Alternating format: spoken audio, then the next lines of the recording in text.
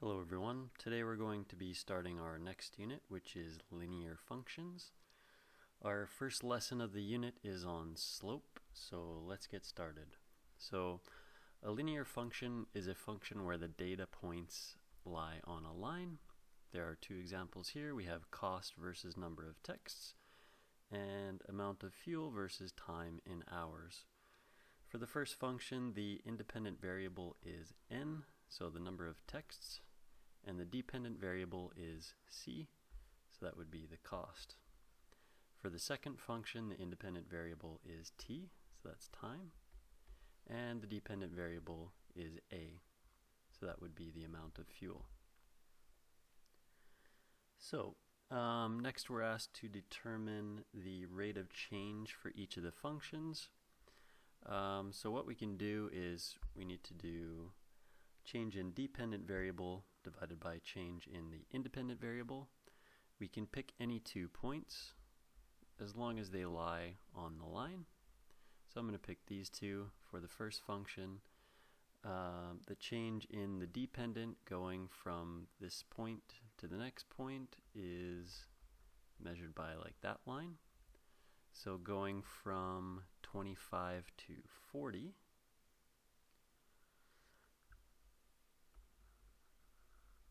so 25 to 40, so we do 40 minus 25, and then the change in the dependent variable is given by this one, so there we would go 200 minus 50, because we start at 50, we end up at 200, so we could also do, there's 50, there's another 50, so that's 100, and there's another 50, so that's 150. And vertically, I guess we could have gone 5, 10, 15.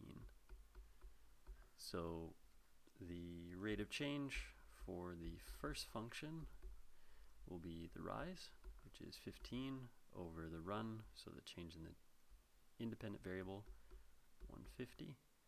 So that would be 0.10.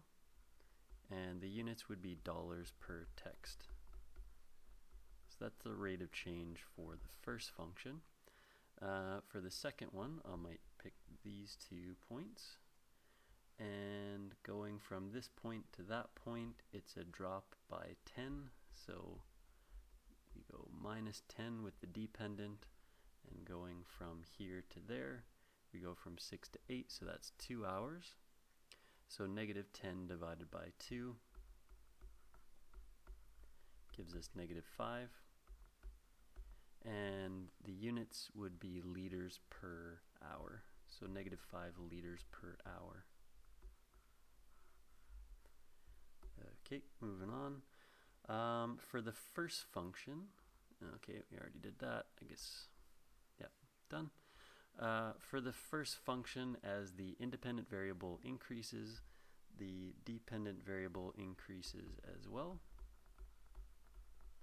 So increases, and the rate of change is a positive number. In the second function, as the independent variable increases, the dependent variable decreases. And we found it to be a negative number. So the change in the dependent variable is called the rise, and the change in the independent variable is called the run. Another name for the rate of change of a linear function is the slope of a line. Okay, so we have here a couple diagrams. So change in the dependent variable is the rise, so that's that one, and the change in the independent variable is the run, so that's that length. And if we have something with a negative slope, this is what it looks like. The rise is there, so it's like that, and the run is that distance there.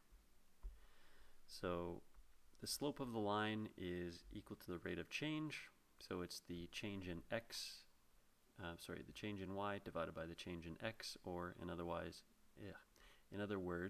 the rise over run. So more simply, slope is equal to rise over run. And we often use the letter m to denote the slope of a line, which you'll see on your formula sheet. So m is equal to rise over run. Okay. When finding the slope or steepness of physical objects like ladders, roofs, ramps, etc., always use a positive slope because the direction in which you are viewing the object can change. So we've got a couple examples here on the next page. What is the slope or steepness of the ramp here? So we need to identify the rise and the run. So we have slope equals rise over run. We just need to identify which of these numbers is the rise and which is the run. 4 is the rise, 17 is the run, and we should simplify that as best we can, and that's actually already a simplified fraction, so that's the slope of this ramp. Okay, the roof of a house is shown. It is symmetrical. What's the steepness of the roof? So if it's symmetrical, that means this length is equal to that length. So if this full length is 18, half of 18 is 9. So then we can figure out the steepness of that section. The rise is 6. The run is 9. So slope is equal to rise over run. Rise is 6, run is 9. We should simplify that. They're both divisible by 3. 6 divided by 3 is 2. 9 divided by 3 is 3. So the slope of the roof is 2/3. Okay, another example. A 5-meter ladder leans against a building and reaches up a height of 4 meters as shown. What's the slope of the ladder? So in order to figure out the slope, again, we need the rise and the run. It looks like we have the rise, but we do not have the run, which would be this one here. We can figure it out though, because this is a right angle triangle. We have the hypotenuse length. We have one of the other legs, so we can figure out the remaining leg. So once we get that, then we can plug these two values into the slope formula and figure out the steepness. So let's start with Pythagoras Theorem. A squared plus b squared equals c squared. We can plug 4 into either a or b. Let's go ahead and maybe put it into a. It doesn't really matter. So 4 squared plus b squared. This matters though. We need to put the 5 in where the c is because it's the hypotenuse. 4 squared is 16. B squared equals 5 squared, which is 25. I need to subtract both sides of this by 16. So I get b squared is equal to 9. Square root both sides. So b is 3 meters. So now that I have the run, I can figure out the slope. Slope is rise over run. The rise is 4 meters. The run is 3 meters. So 4 meters divided by 3 meters.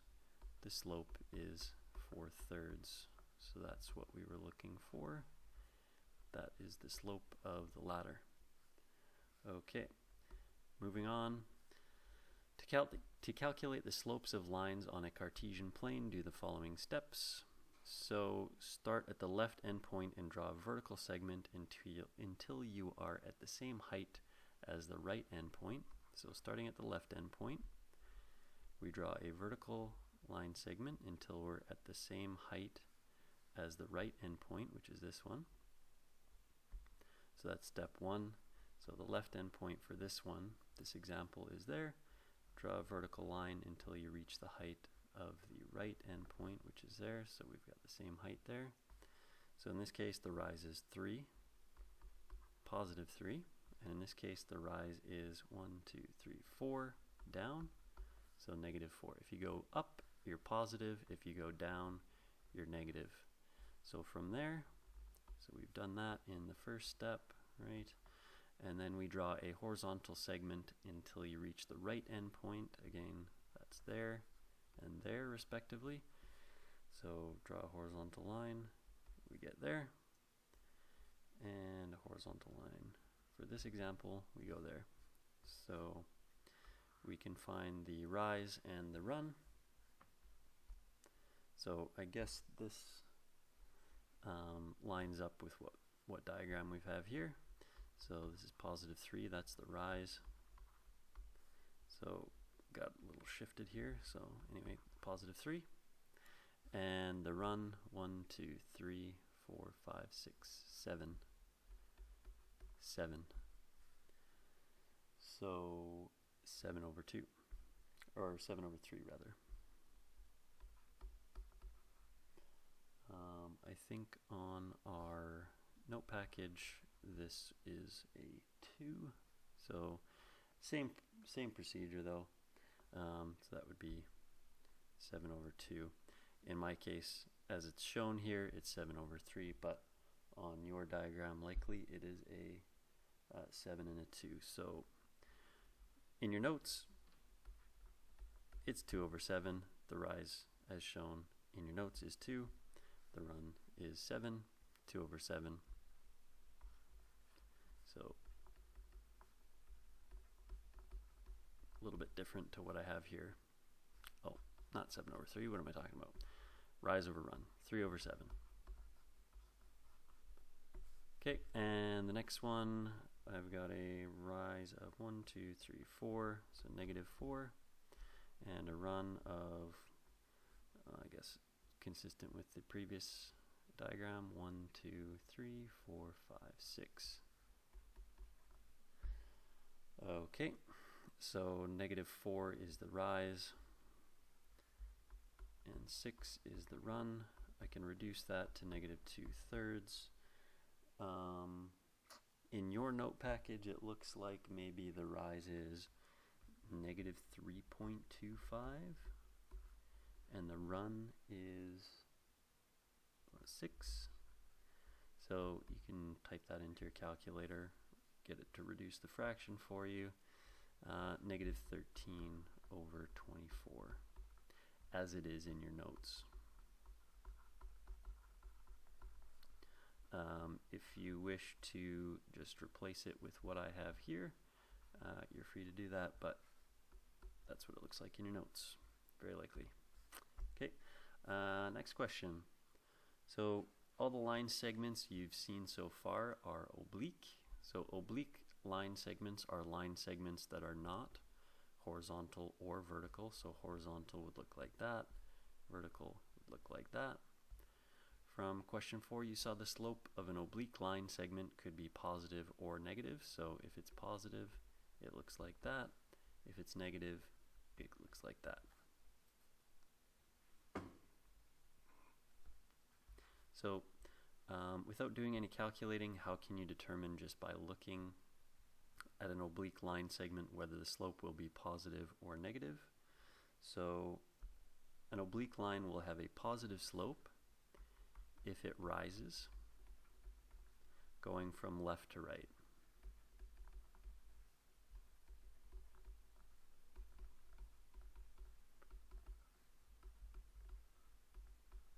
So it'll look something like that.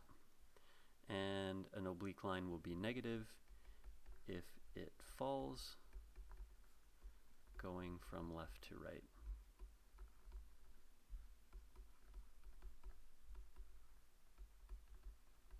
So it'll look something like that. Okay, horizontal line segment is shown here. The rise going from one endpoint to the other is 0, and the run is 1, 2, 3, 4, 5, 6, 7. The slope of this, as always, is rise over run, 0 over 7.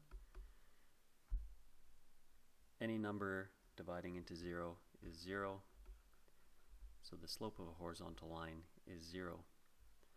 Okay, for the vertical line segment here, we have a rise of 1, 2, 3, and a run of 0. And the slope would be rise over run, 3 over 0. If you do that in your calculator, it'll say something like error, divide by 0, or undefined. So if we have a vertical line, the slope is undefined. So to summarize, a line segment can be oblique, horizontal, or vertical. For each line segment below, what can you say about its slope? So for this one, what would the slope be? Positive. For this one, what would it be? It'd be negative. This one, the slope is, will it be 0 or undefined? So this one is 0. And for this one, it's undefined.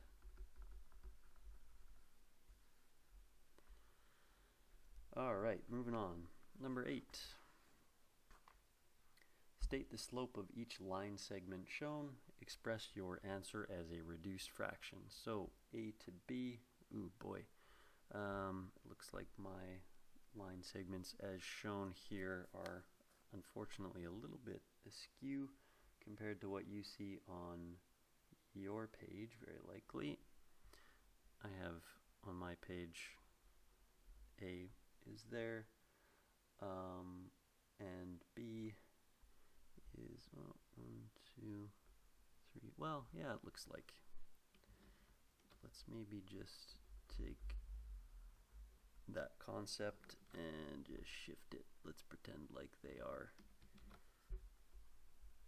lined up with the grid as it is on the paper. So AB, the run is 3, and the rise is 1, 2, 3, 4, 5, 6, 7. Is that right? 1, 2, 3, 4, 5, 6, 7. Okay. It's 6. The rise is 6 on your page, I believe. So it's sort of annoying that it's different on here, but any matter. So yeah, rise is 7, run is 3. It should have been the same as your notes, but I guess it isn't. I don't know why. In your notes, if you're following along, it's 6 over 3, which reduces to 2. So maybe I'll just do in your notes. Okay. From C to D, the rise is -2 and the run is 6, so hopefully that lines up here. 1, 2, and still kind of the same thing. Let's just line those up with the axes. So there's C, there's D. Rise is -2. Run is 1, 2, 3, 4, 5, 6. Okay, so that lines up. Good. So rise -2, run 6. That reduces to -1/3. Thankfully not different than what's pictured here. More or less the same. Okay, E to F. The rise is 0.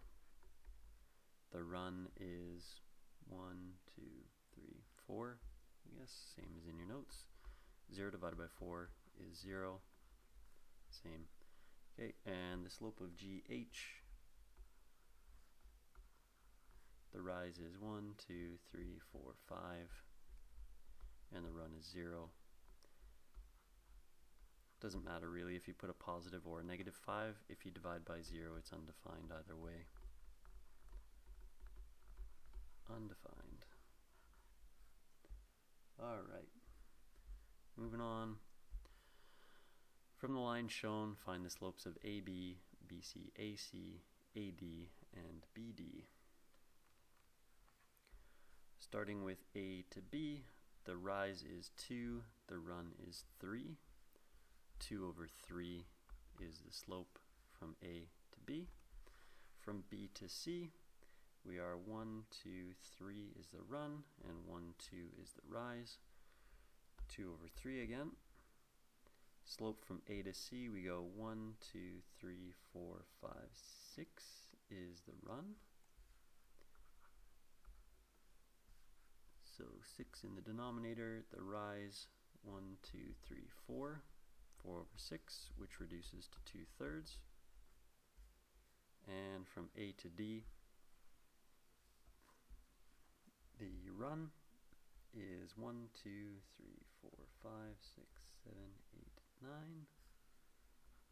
So that goes in the denominator. And the rise, 1, 2, 3, 4, 5, 6.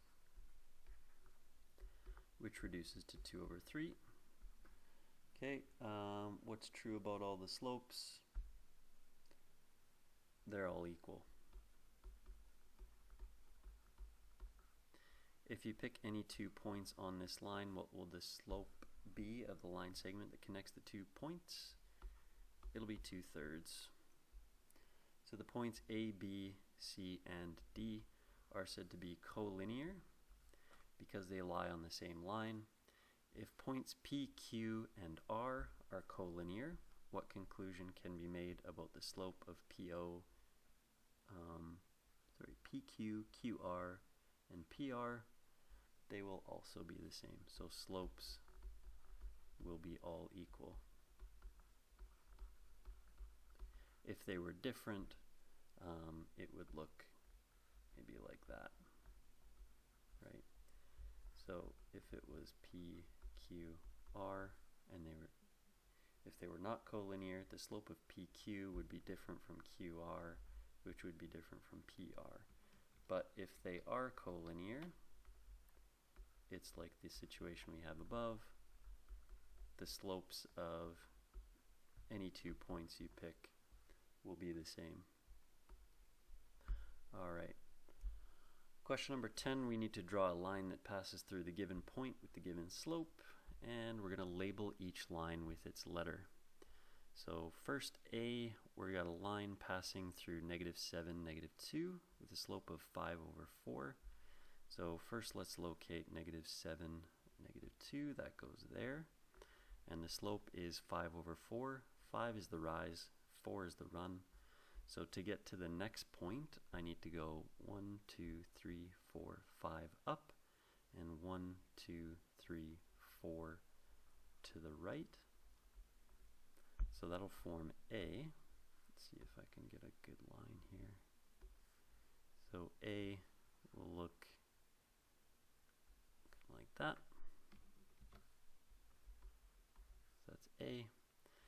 Moving on, B, passing through -5, 6 with the slope of -2 over 3. So let's locate the point first, -5 and up 6. Slope of -2 over 3. So to get to the next point, I need to go 2 down and 3 right. So down 2, 3 right. And let's draw a line through that. So something kind of like that. That's B. You may just want to use a ruler on your own.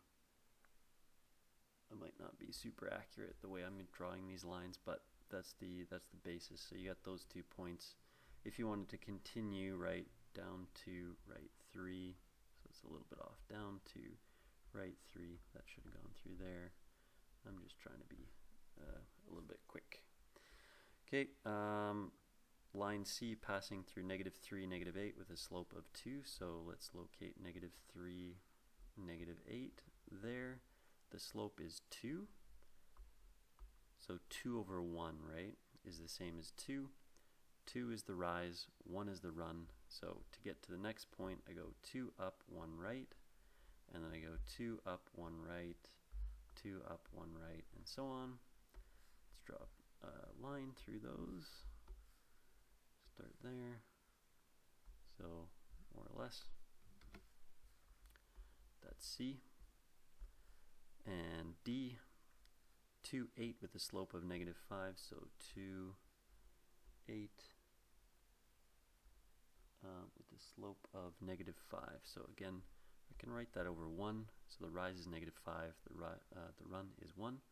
So to get to the next point, I need to go 1, 2, 3, 4, 5 down, right 1, and then again 1, 2, 3, 4, 5 down, right 1.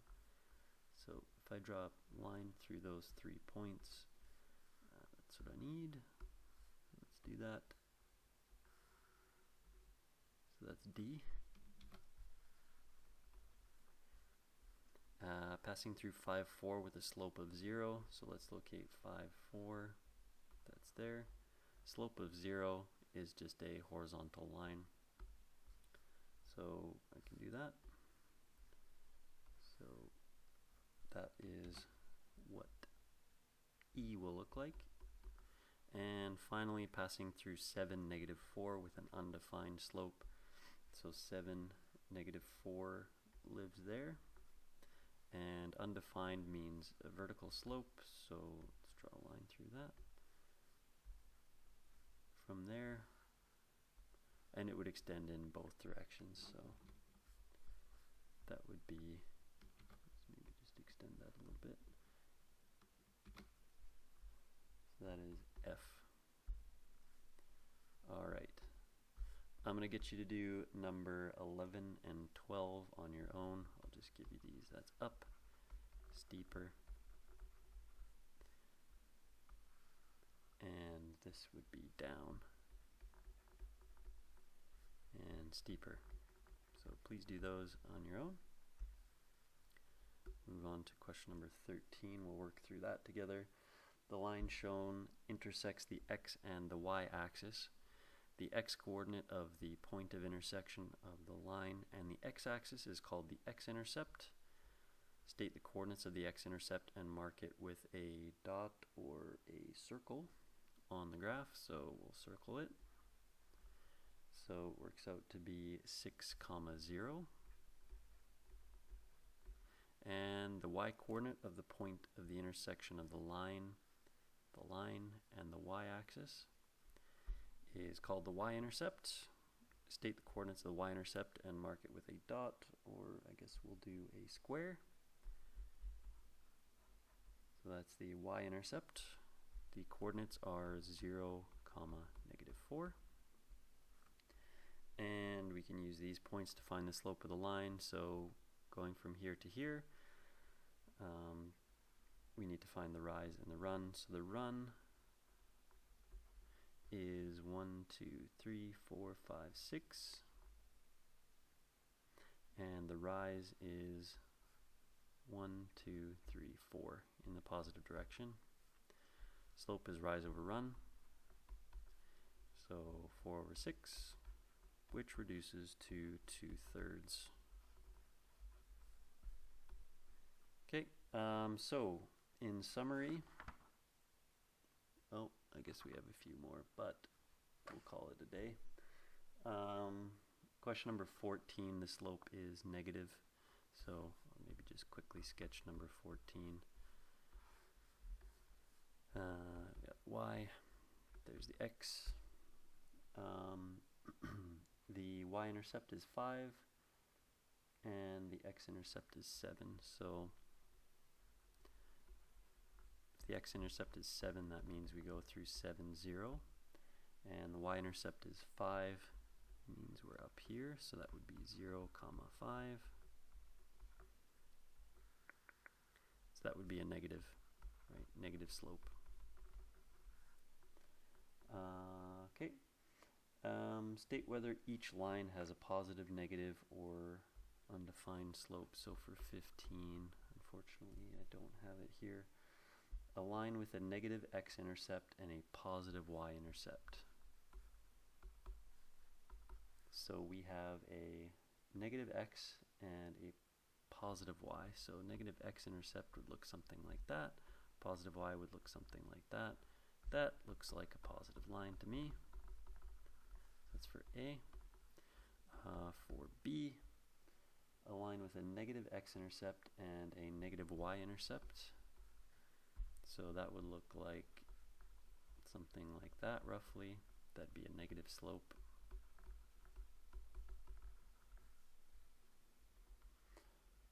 A line with no x-intercept, tricky. So it'll never cross the x-axis. That would be a horizontal line. So the slope would be 0. We need the line to be parallel to the x-intercept, or the x-axis. Okay, and for D, a line with no y-intercept, so kind of tricky again. Y, x, so if it's never going to intersect with the y-axis, it needs to be parallel to the y-axis. So the slope should be undefined. Okay, so that's it for that one. So the slope of a line is equal to the rise of the line divided by the run. Slope is equal to rise over run. The slope of a line is positive if it rises from left to right, so like that. And it's negative if it falls from left to right, so it looks like that. Okay, part 2. The dependent variable is x, so that's the horizontal one. Oh, that's not an x. Let's try that again. X, and the independent variable,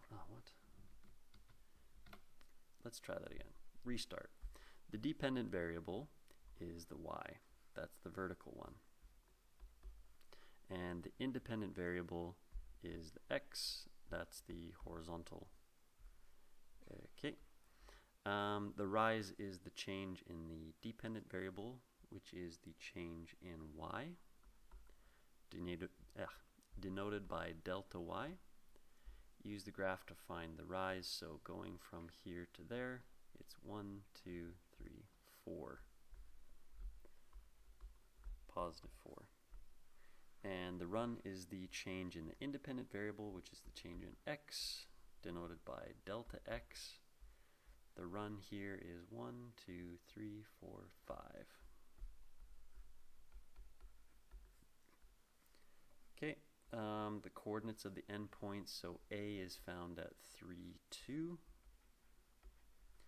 and B is found at 8 and 6 up there, 8, 6. Okay, so making that connection,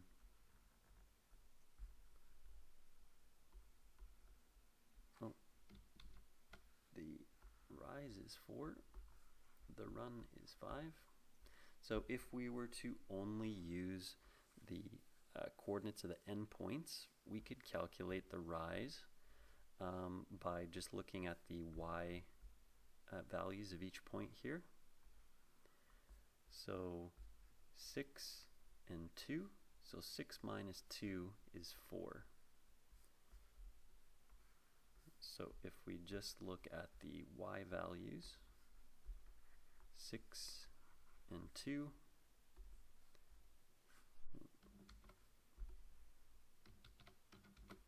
so we go 6 minus 2 is 4, consistent with what we found, and using only the endpoints and not the graph,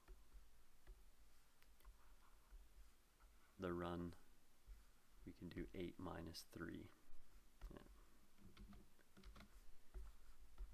8 minus 3, which is 5.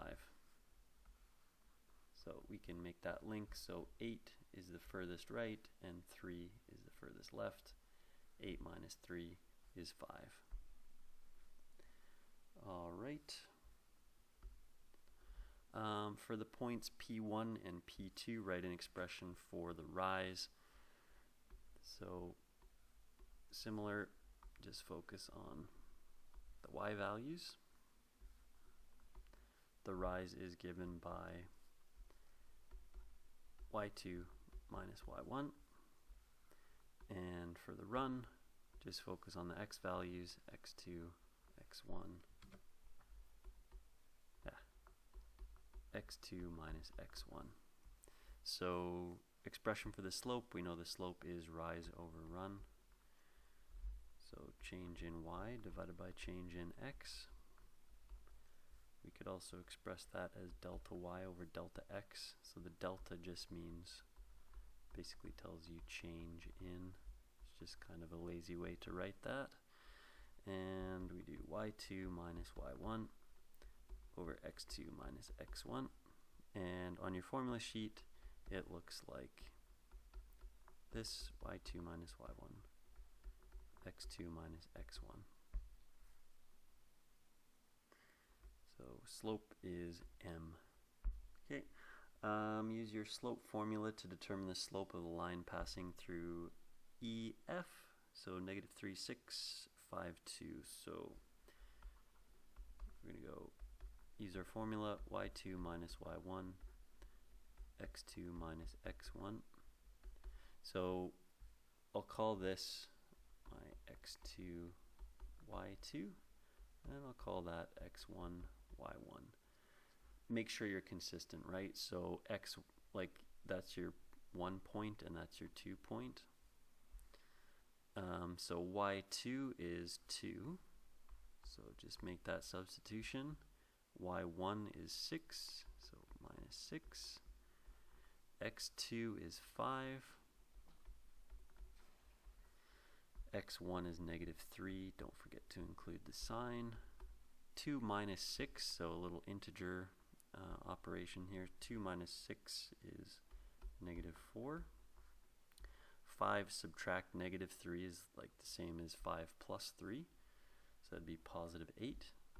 Negative 4 over 8 reduces to negative 1/2, and that's the slope of that line segment.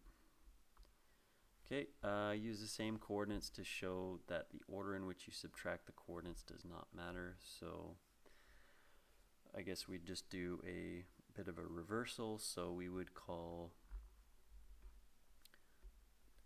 negative 3, 6, so this time I'm going to call that my x2, y2, so that's point E, and I'm going to call point F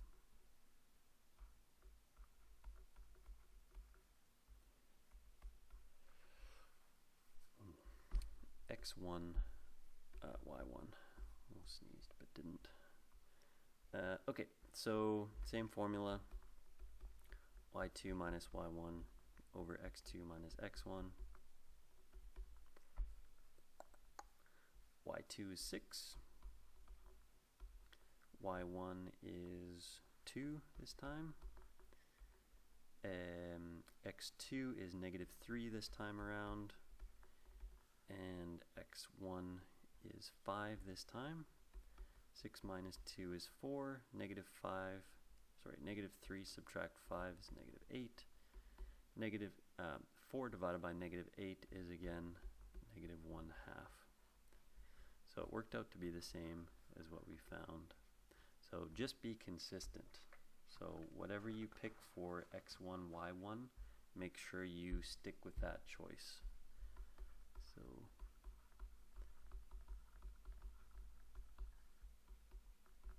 just a word of warning, make sure you're consistent with your x1, x1, y1, y2, x2, y2 choice. Alright, use the slope formula to determine the slope of the line that passes through each pair of points. So we've got 2 points here. Simple, just x1, y1, x2, y2. So slope is y2 minus y1 over x2 minus x1. Y2 is negative 4, so negative 4. Y1 is 7. X2 is 6. X1 is negative 2. Subtract negative 2. So negative 4 subtract 7 is negative 11. And 6 subtract negative 2, that's like 6 plus 2, that's positive 8. Negative 11 over 8, and that's reduced. Okay. Next one, same formula, x1, y1, x2, y2. Remember, the x always comes first, the y always comes second in the set of brackets. So this will be 10 subtract negative 5 divided by 8 minus 3, so 8 minus 3. 10 subtract negative 5 is like 10 plus 5, so that's 15. 8 subtract 3 is 5. 15 divided by 5 reduces to just 3. Okay, the other 3 I'll leave for you. I'll leave you to prove that the slope here is 5/2. The slope here is undefined. And the slope here is 0.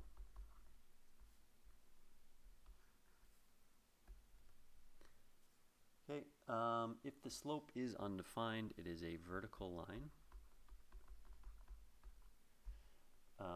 in which the x-coordinates of the points are all the same.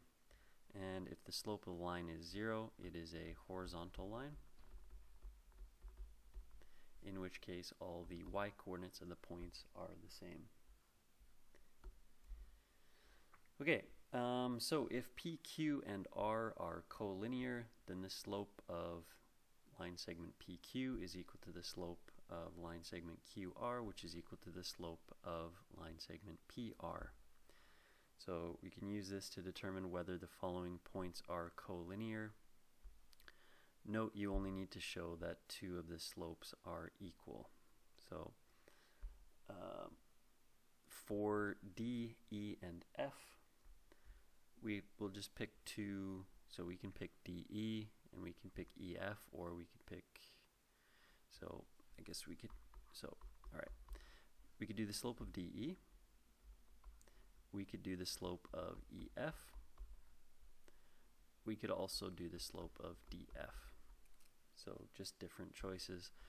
We only need to pick 2 out of 3 of these options, and then we're good to go.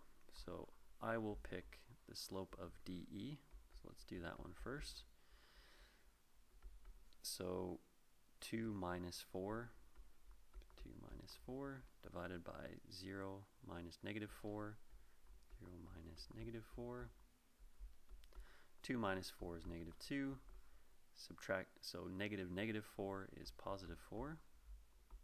So the slope there is negative 1/2. And we'll do the slope of DF. I could just as easily do EF, but it's kind of arbitrary, so MEF, sorry, I said I would do DF, so I'm going to do DF. DF, I would go negative 1 subtract 4, negative 1 subtract 4, divided by 6 minus negative 4, 6 minus negative 4. So negative 1 subtract 4 is negative 5, and 6 subtract negative 4 is like 6 plus 4, which is positive 10. Negative 5 over 10 reduces to negative 1/2. Okay, if I found the slope of EF, so from here to there, I would find that it is actually the same, so it's still negative 1/2. So connecting that to a graph, so we can see D, E, and F. So in my case, I did the slope from D to E, so I just did that one.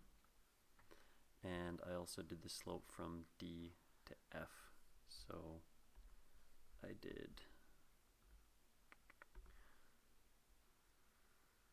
that one. So it turned out that the slope of the blue line was equal to the slope of this black line, so therefore they're collinear.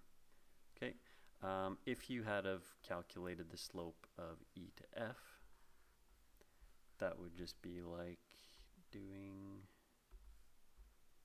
like this, in which case we would we would just compare this line with that line, and because they're the same and they share point E in common, they have to be collinear.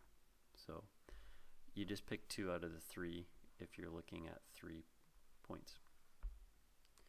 Okay, JKL, so let's do that one together as well.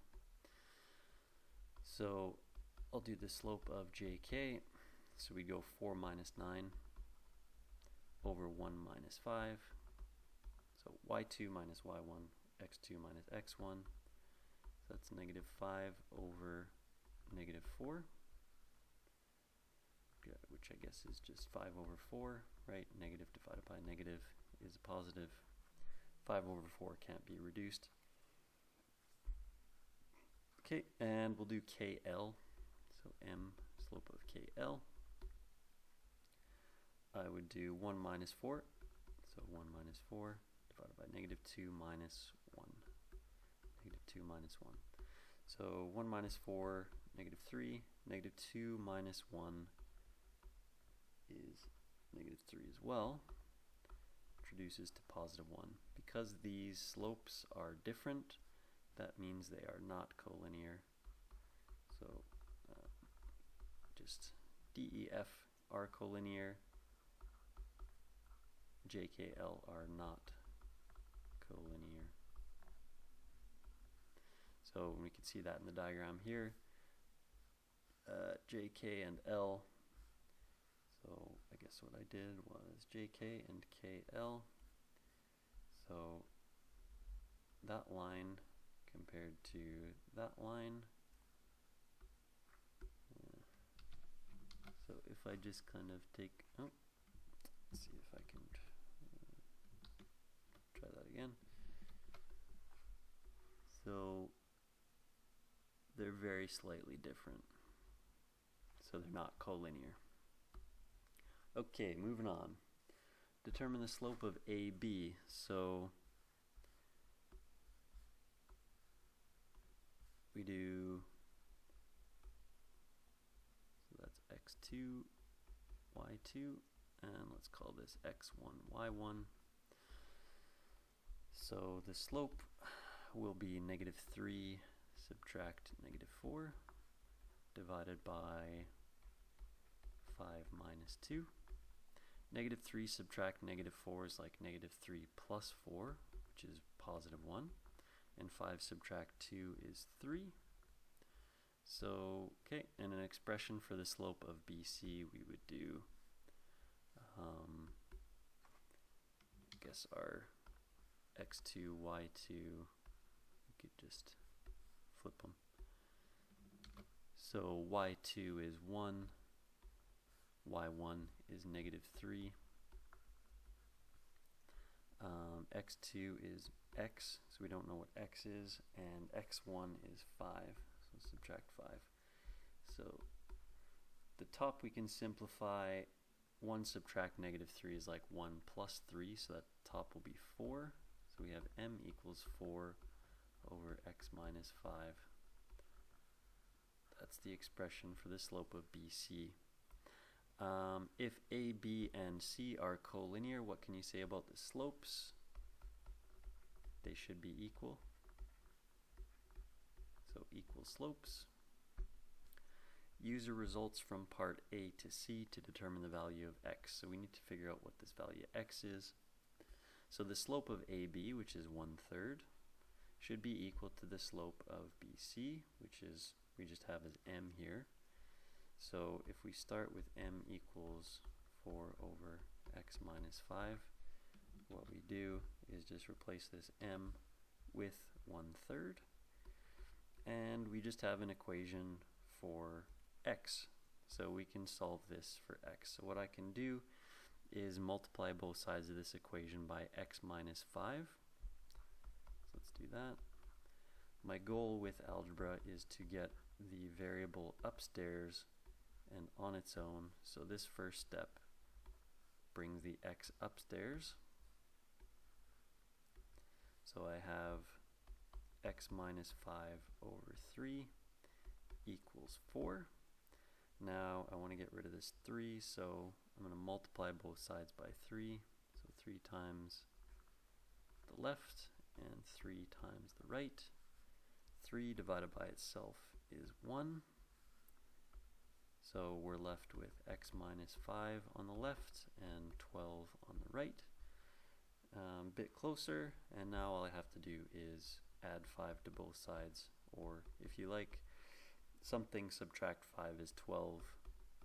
That something needs to be 7. Is that right? No, that's not right.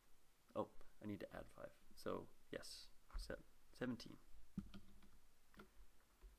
Something minus 5 is 12. So 17. Right? 12 plus 5, 17. Great.